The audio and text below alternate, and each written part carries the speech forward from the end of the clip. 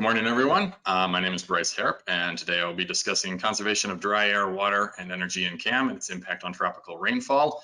While we are mostly going to be talking about results from CAM simulations, the issues that I'll be discussing today apply well to EAM, so I thought this was a useful topic to discuss at our E3SM All Hands webinar. I would, of course, like to thank my co-authors listed here, and also point to our funding source. This was funded through the Waxum project, which is part of the RGMA portfolio.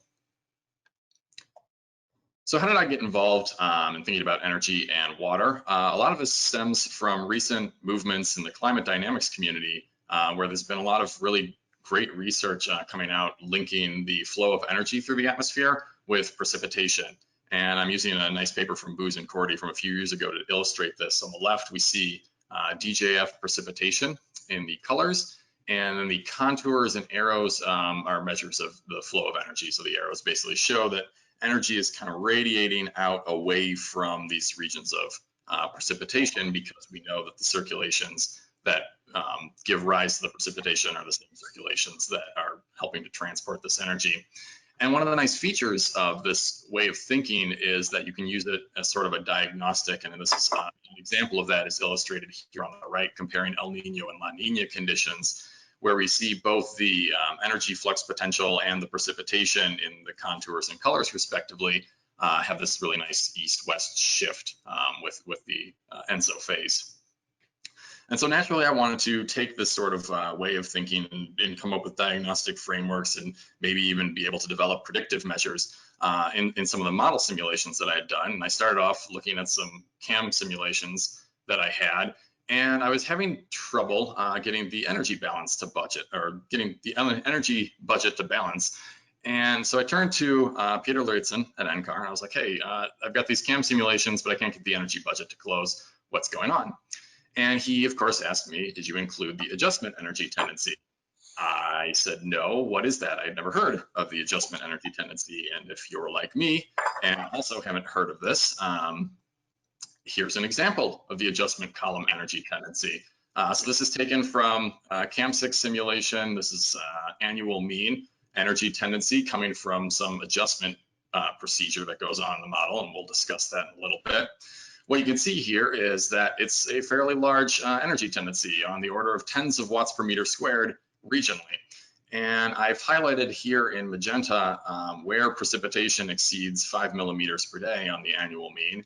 And so you can see that there's a very clear relationship between this energy tendency and where it happens to be raining inside this magenta contour. These are all negative values. And if you're familiar with like the subtropical evaporative regions, you can see there's a strong positive energy tendency. So the goal of this talk today is really going to be explaining what this is, why it happens, and what we should be doing about it. More specifically, I want to answer three big questions moving forward. The first, of course, is what is the adjustment process and why does it produce the energy tendency that it does? The second question is, what impact does this energy tendency have on the simulated hydrologic cycle? Just that regional character suggests that there's some tie in there. And finally, we'll discuss a little bit about how we can make things better. I don't want to leave anyone in suspense, so I'll just go ahead and answer these questions up front. There's an inconsistency in how water is treated in the energy budget, and that gives rise to this energy tendency. It turns out that the impact is dramatic changes to tropical rainfall variability.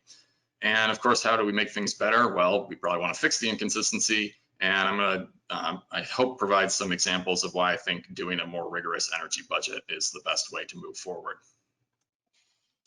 So let's begin with the start, because that's the best place to begin.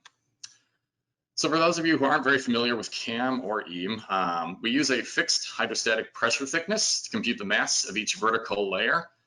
So you can see here the layer mass is this pressure thickness divided by the gravitational acceleration, which we treat as a constant, gives us our total mass. And in CAM and EAM, we assume that the pressure is the sum of dry air plus vapor pressure, which means that we're basically treating the total mass as the sum of the dry air mass plus the water vapor mass. And I've illustrated this sort of schematically over here on the left.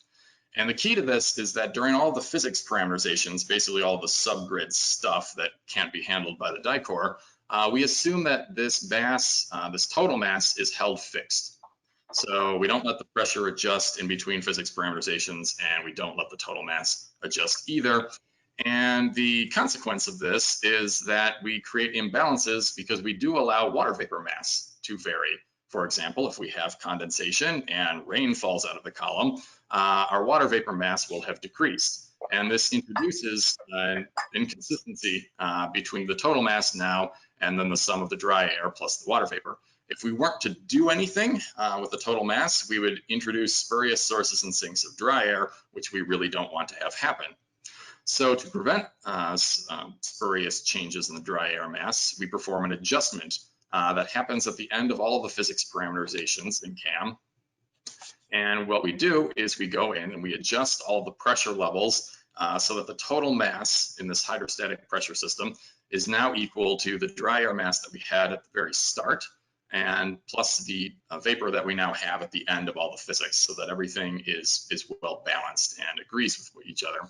So this is sort of a necessary procedure that we have to include to preserve mass conservation in the system the way that we've defined it so far. Now, why does this give rise to changes in the energy budget? Well, it helps to look at how CAM and EAM, for that matter, track energy. And the way they keep track of it is through a column budget. And so generally, we think of energy as the sum of internal kinetic and potential. But in practice, a lot of times we convert that into the sum of enthalpy plus kinetic energy plus the surface G potential term. It's just sort of a thing we do because it makes working with the system nicer, but it only really holds when we think about a column integrated budget and if we have hydrostatic balance. So that is a bit of an aside there.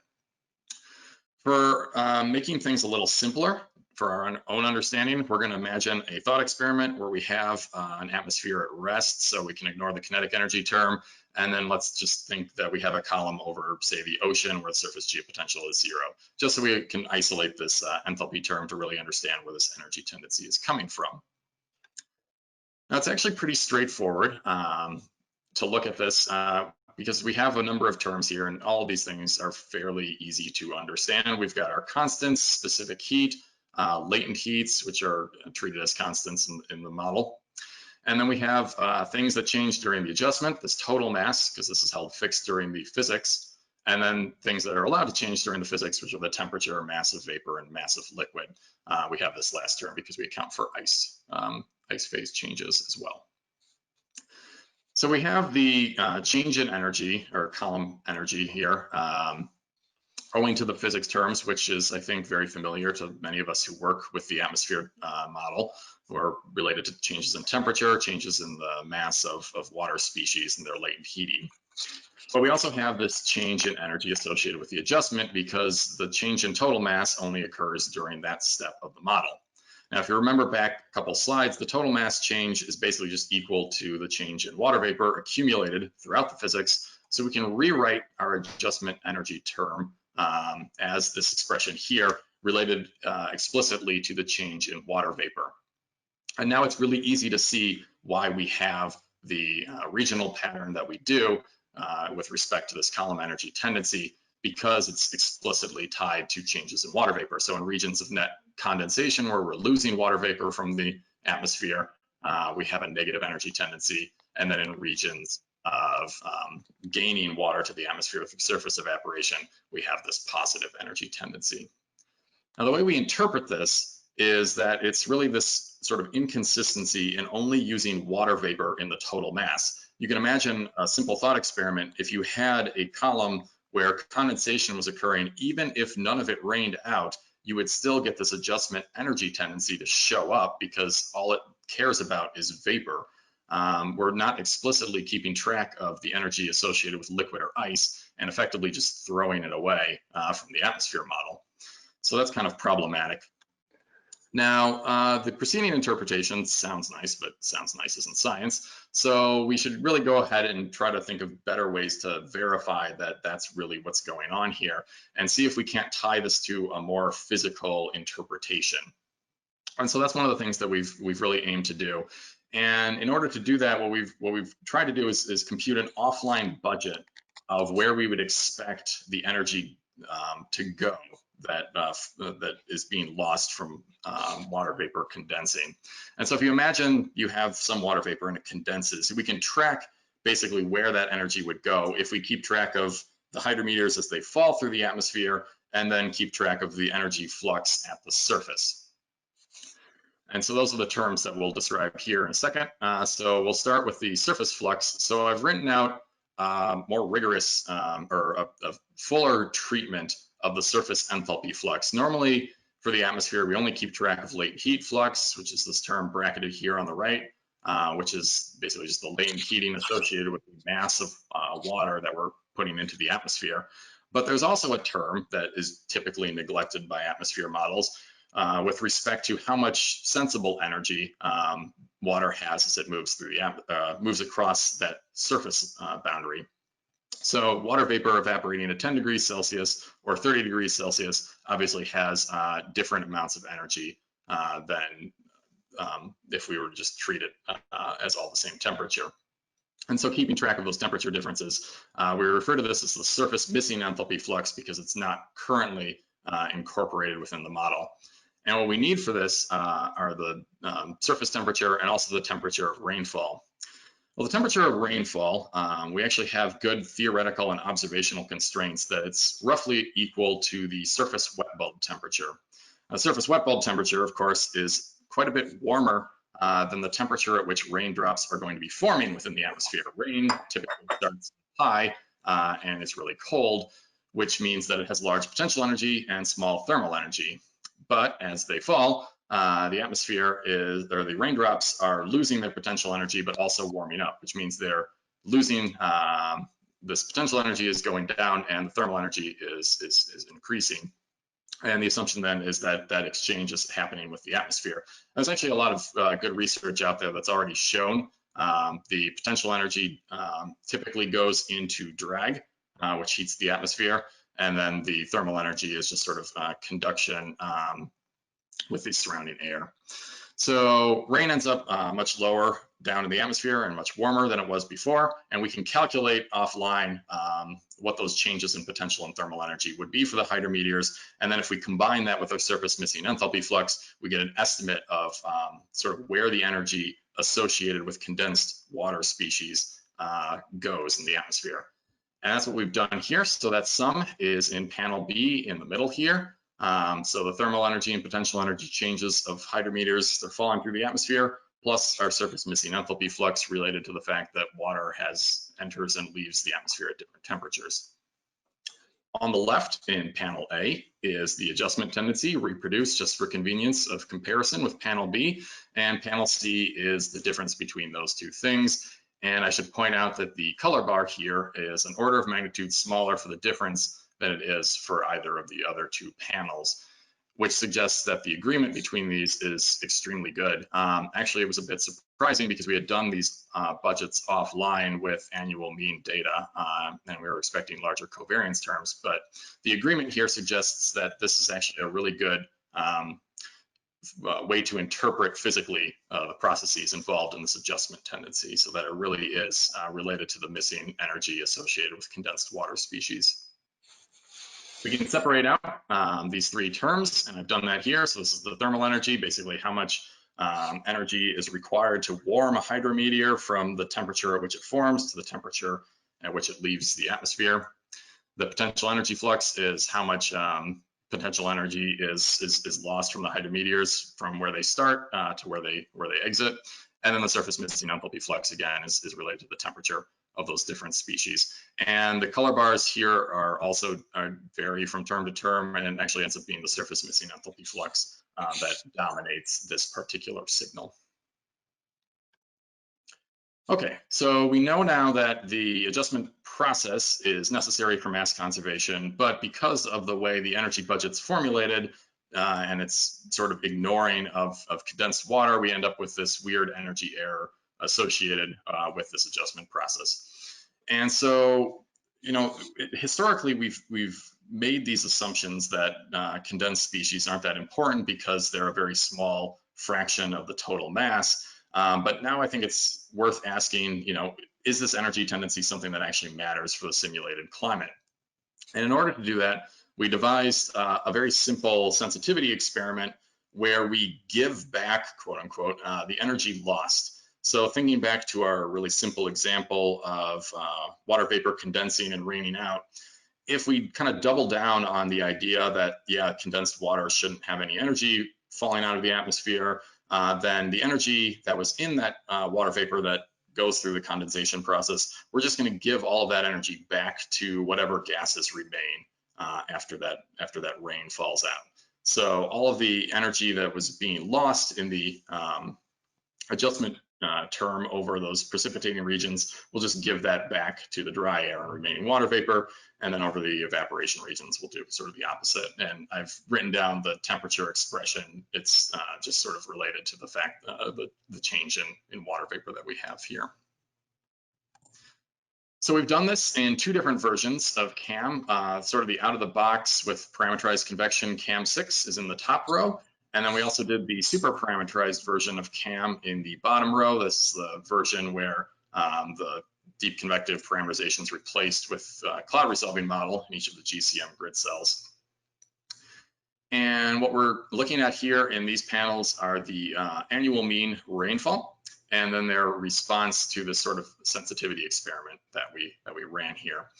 And you can see very different control states for precipitation. This is well known between CAM6 and SPCAM, or basically any parameterized deep convection model versus its super parameterized counterpart.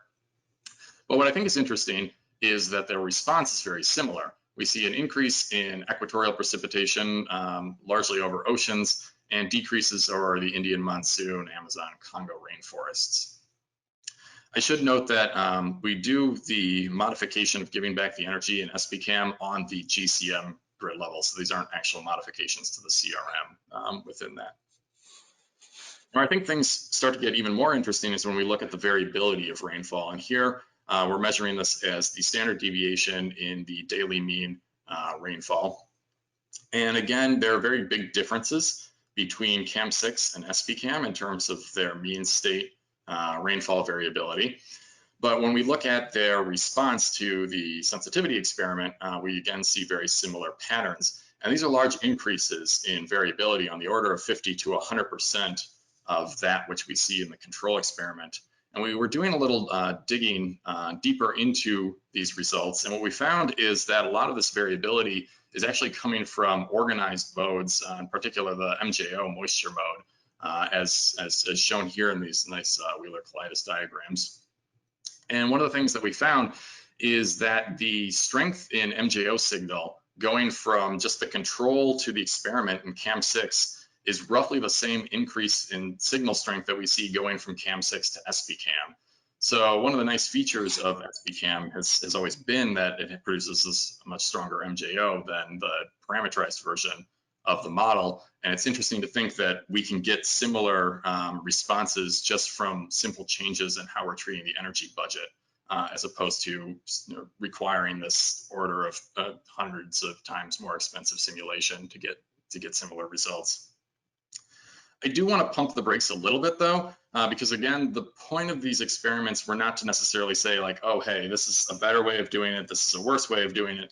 It's really to describe just how sensitive the model is to some of these assumptions that, for a long time we've treated as things that we can ignore. And what we're finding now is that there's pretty compelling evidence that these aren't actually things that we can ignore.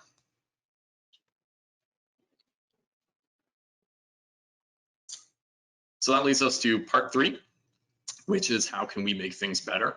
Obviously, we'd want to fix the inconsistency, but I think there's a good reason to argue for a more rigorous energy budget. So if we go back a little bit to our surface missing enthalpy flux, you might remember that this was the dominant term in describing the adjustment energy tendency. Well, for those of you who have a careful eye, you might have picked up on something that seems a little weird. The fact that we have the specific heats here are both equal to that of dry air, just regardless of whether we're talking about water vapor or even these condensed species. And you might know just off the top of your head that the specific heat of liquid water is roughly 4 times as large as that of dry air. So why are we doing it this way? And it actually comes down to another assumption that is very typical of atmosphere models, which is to treat the latent heats as constant. And when you do that, if you want to be consistent with Kirchhoff's equations, you basically are implying that all of the specific heats of water are equivalent to one another. And in our original energy budget expression, we had given water vapor and dry air both the same specific heat of dry air, which then implies that liquid and ice also have the same specific heat. So we end up with this awkward specific heat of dry air for all of these components to be consistent with the fact that the latent heats are constant. This term might also be giving some of you flashbacks. Anyone involved in version 1 of E3SM in the late stages of coupling, it was noticed that the ocean and atmosphere were drifting from one another, and this IEFLX fixer was necessary to correct that drift, because the atmosphere and ocean in E3SM actually have different descriptions of their surface enthalpy flux. Again, the atmosphere only includes the latent heats, but the ocean was including something similar to the surface missing enthalpy flux, only here they're using a specific heat that is much more reasonable for the ocean model to actually be using, which is that of seawater. And so there's this kind of inconsistency between what we would be describing as a surface missing enthalpy flux that is consistent with how CAM is currently formulated versus what the ocean is doing. And so the argument for a more rigorous treatment of the energy budget would be to avoid these sorts of inconsistencies between atmosphere and ocean or land or sea ice components. Now, it's been known, people have written down these descriptions of what the enthalpy flux for water actually should be if you follow a much more rigorous treatment of the thermodynamics. And it's also one of these things that you can write in different ways depending on what's most convenient for you. So I've written down a much more full description of the surface enthalpy flux here in 2 different ways. One that I think is probably pretty appealing to atmosphere modelers because we've already separated out that which the atmosphere currently receives in terms of the latent heat flux. Here, these are evaluated at the reference temperature, which is basically the same as treating them as constants. These aren't actually constant latent heat values in the sense that their temperature sensitivity is accounted for in these other 3 terms, which are this sort of new surface missing enthalpy flux. And you can see here that the specific heats now are correspond to the actual phase of water. So specific heat of vapor for evaporation, liquid for rain, and so on. We can, of course, write this in a different way. There are ways to get all the specific heats to look the same, and this can be appealing in particular for ocean modelers who are only thinking about seawater exchanges and then the temperature of water that's coming in and out of the ocean. But when you do that, you have to write your latent heats now to take into account their variation with temperature over here. And I think it's worth spending a little extra time just going through why these discrepancies actually matter. So I've rewritten these same full expressions of surface enthalpy flux that I just had on the left and right here, and I've boxed off them in different colors to kind of describe the different terms. So what the atmosphere model does is just this blue box here on the left. And if we look at the net value of surface enthalpy flux between these 2, we can see that they're equal to each other. But the atmosphere is doing something that's actually getting too much energy, right? So we're actually overestimating how much energy is going from the ocean to the atmosphere by neglecting these sort of surface missing enthalpy flux terms, which provides this counter flux of energy. This might seem a little bit counterintuitive because the temperature of rainfall tends to be less than that of the temperature of evaporation, but it's actually owing to the fact that the specific heat of rain is going to be more than double that of water vapor, which is what makes this energy flux so much bigger than the surface evaporation one. And then the total of these 2 things offset this sort of overestimation from assuming the latent heats are constant to give us the true value of the surface enthalpy flux. If we were to sort of naively add in these the response of treating the rainfall and surface evaporation at different temperatures, we would see a very different response here. So when we take the look at these yellow and green terms, we actually see that the sign has flipped. So if we manipulate the equation in such a way that we get the specific heat to all be the same value, then we get sort of our intuitive response that the temperature signal has a flux of energy from the ocean to the atmosphere. But in order to make use of that, we have to account properly for the temperature variations in latent heat, which would then be an underestimate of the total flux, such that when you add all three of these things together, you get the net value. So why is this a valuable exercise in particular for E3SM? Well, the atmosphere, again, is overestimating the net flux, but the ocean is doing something sort of like this. So the atmosphere and ocean are actually both doing it wrong, but in different ways. And unfortunately, it's in such a way that it actually exacerbates the problem because the ocean is including this extra flux from ocean to atmosphere. So the IEFLX is taking an overestimate of the surface enthalpy flux of about 1 watt per meter squared and making it about 0.4 watts per meter squared. Global mean worse. So, oops.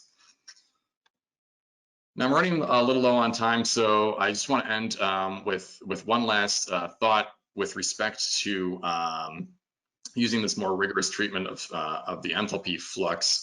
If you translate that into the column budget, where you use a more rigorous enthalpy term there as well, you would get different values for the thermal energy flux of hydrometers as they're falling through the atmosphere. And what we end up finding is that the amount of energy lost to heat those raindrops as they're falling is actually comparable now to the surface missing enthalpy flux. So these have the same color bar now, which would mean that the three-dimensional structure of the energy flux associated with these sort of missing or condensed water species is different than what we would use if we were just plugging in sort of the adjustment energy tendency in the current energy budget framework. So to wrap up, what do we take away from all of this? In CAM and EAM as well, water vapor has energy, but liquid and ice don't. And this leads to problems because we create spurious sources and sinks of energy whenever water vapor participates in a phase change. While the problem is exposed during this mass adjustment routine, the adjustment is not really the source of this problem. It's just sort of where it gets represented based on how the model is currently written out. And what we've shown is that the energy error here has a profound impacts on the hydrologic cycle. So this is something that we can't really ignore.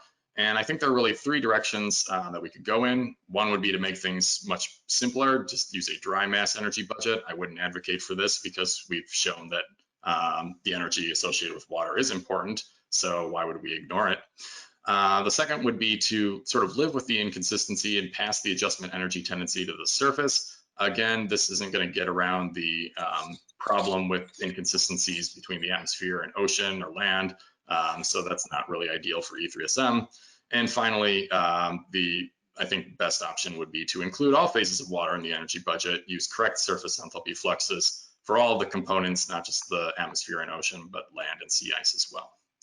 So with that, I will be happy to take any questions, and I want to thank you all for your attention.